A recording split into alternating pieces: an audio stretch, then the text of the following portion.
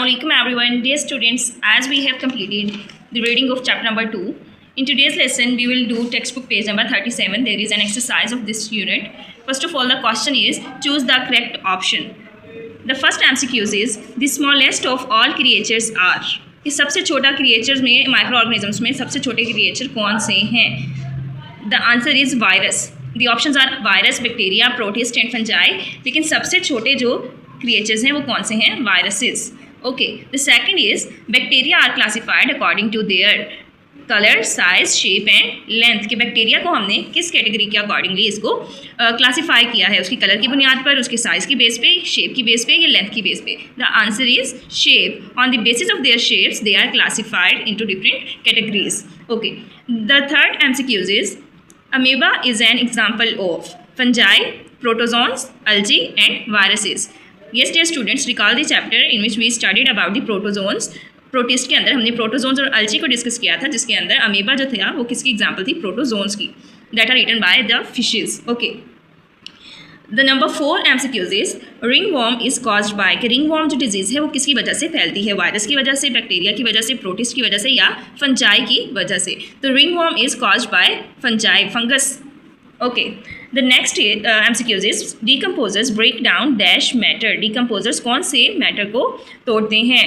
Organic, plastic, metal या mineral? Yes, ये भी हमने स्टडी किया था कि ये कौन से मैटर को ब्रेक डाउन करते हैं? Organic matter.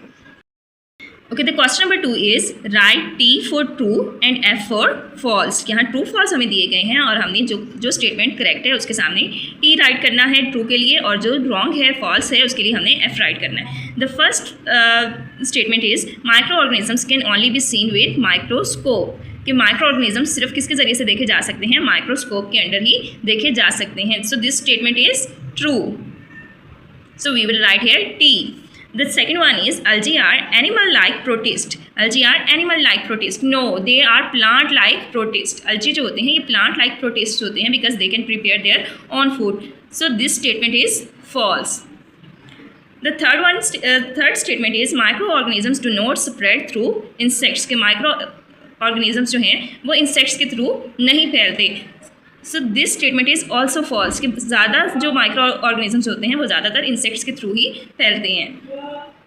The fourth one is tooth decay is caused by bacteria. कि टूथ डिके जो होता है वो किसकी वजह से फैलता है? बैक्टीरिया की वजह से. Yes, it's true.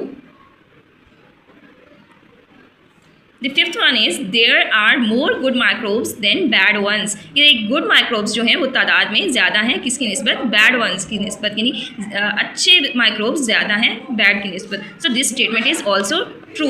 नंबर्स के लिहाज से मिलियंस ऑफ जो माइक्रोब्स हैं वो क्या हैं?